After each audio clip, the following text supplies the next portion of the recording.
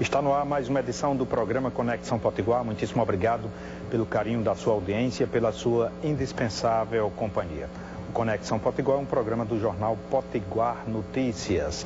Você pode acompanhar de segunda a sexta-feira, ou então aqui pela Band, ou a reprise pelo portal de notícias do Rio Grande do Norte, www.potiguarnoticias.com.br. Neste bloco, nós temos o prazer de receber o presidente do Sindicato dos Odontologistas do Estado do Rio Grande do Norte, o SOERN, dentista Ivan Tavares, a quem eu agradeço a presença. Tudo bem, Ivan?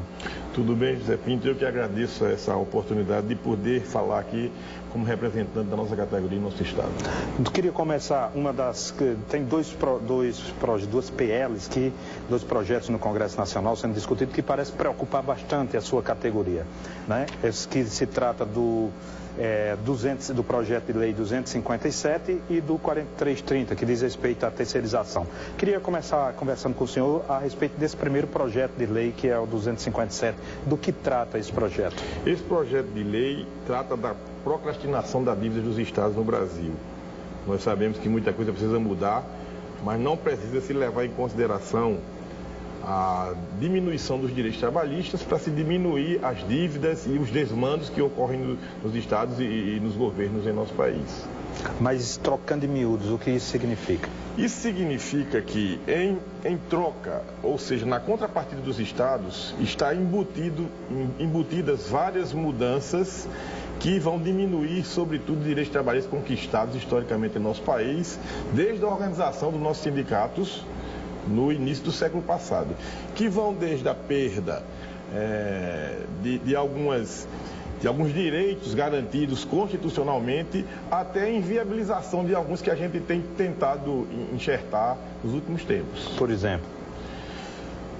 O 13º está em questionamento no Congresso há bastante tempo, mas o fim imediato, por 2 anos inicialmente, dos aumentos previstos para que a gente possa ter uma reposição inflacionária ou da inflação, advindas dela, estão previstos de imediato na assinatura de cada governo, que terão até 180 dias para a implementação destas mudanças. E daí, o fim do 13º, o fim de férias e o fim de alguns outros direitos de conquistas históricas, como eu citei, são previstos imediatamente a promulgação dessas leis por cada representante de estado ou de município, porque a gente sabe que isso é um efeito cascata depois que acontece no nosso Congresso Nacional. Ganhando jurisprudência a nível nacional, isso tende a acontecer também nos estados e municípios, não é isso? Exatamente. Hoje aqui eu queria que o senhor nos dissesse quantos profissionais da área de odontologia atuam no Rio Grande do Norte e quantos são sindicalizados? Como um todo, nós somos hoje pouco menos de 4.000 cirurgiões dentistas em nosso estado. Isso não quer dizer que todos são sindicalizados. Mas os sindicatos, pela sua formação no país e por lei, eles têm representatividade em todo o estado e em cada estado do Brasil, da federação. O senhor sente, hoje a categoria, ela está a par desses projetos de lei que estão sendo discutidos no Congresso? Olha, a gente entende que esse entendimento do movimento sindical ele tem que começar nas escolas, na formação. E isso não ocorre, sobretudo nas escolas privadas. Tem a ver com a cidadania, né? Tem com a participação. Com esse entendimento do que é política, do que é coisa coletiva e de que ela é uma responsabilidade do cidadão, da sua participação. Portanto, a gente tem que ter muito cuidado com aqueles que nos representam, que vão fomentar as leis que, na realidade, definem o dia a dia do cidadão. O senhor está me dizendo uma coisa que me faz remeter à votação que teve na Câmara dos Deputados. Estavam os deputados da admissibilidade do impeachment numa Casa da República e fazendo um voto voltado para suas cozinhas, falando do pai, da mãe, do filho, qualquer coisa menos do país. Na realidade, houve ali uma inversão do que era o assunto a ser abordado de fato, né? O porquê desse impedimento da presidente atual, ou do presidente atual. Na realidade, no que é que os trabalhadores miram neste momento é o que vai acontecer a partir desse instante.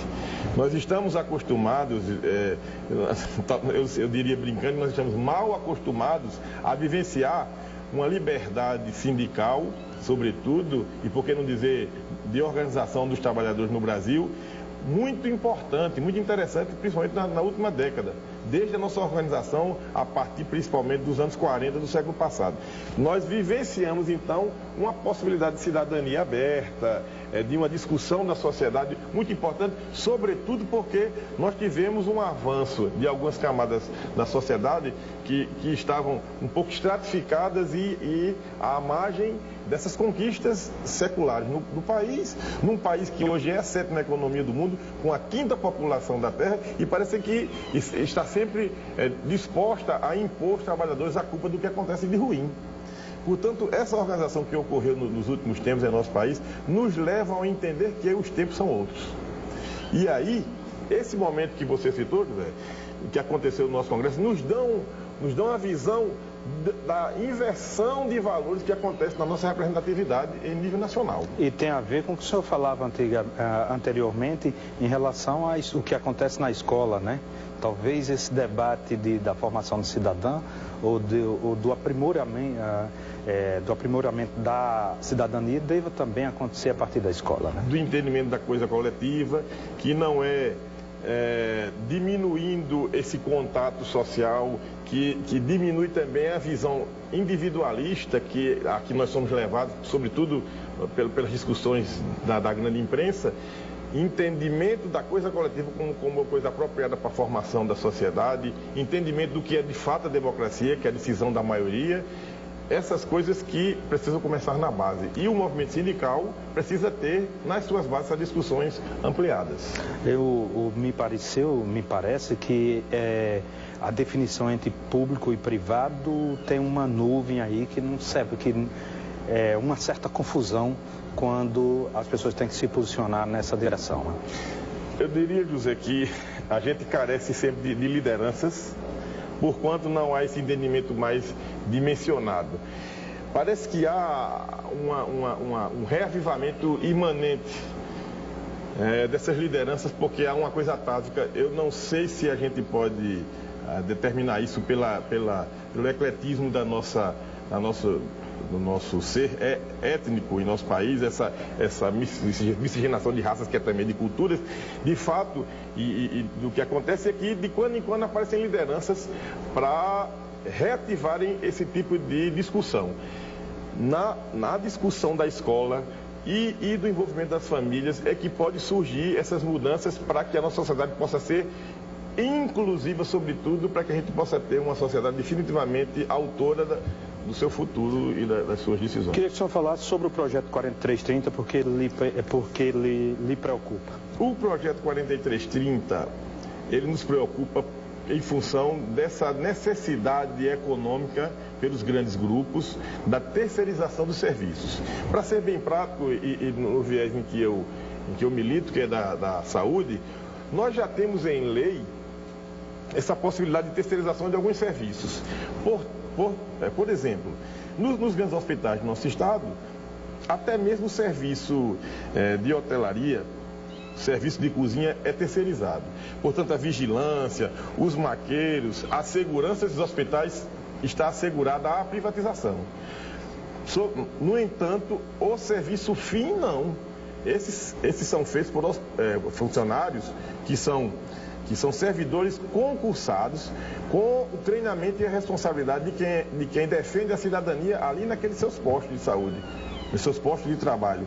Portanto, essa terceirização nos preocupa, nós vamos ter uma confusão aí sim do que é público e o que é privado juntos, o que é, a nosso ver, deletério para a sociedade nos serviços que lhe atingem diretamente. Perfeitamente. Muitíssimo obrigado, Ivan Tavares, presidente do Sindicato dos Odontologistas do Estado do Rio Grande do Norte. Lhe passo o jornal Potiguar Notícias, que está nas melhores bancas. Muito obrigado. Obrigado pela oportunidade. Muitíssimo obrigado a você que nos acompanha. Não sai daí, a gente volta em 1 minuto.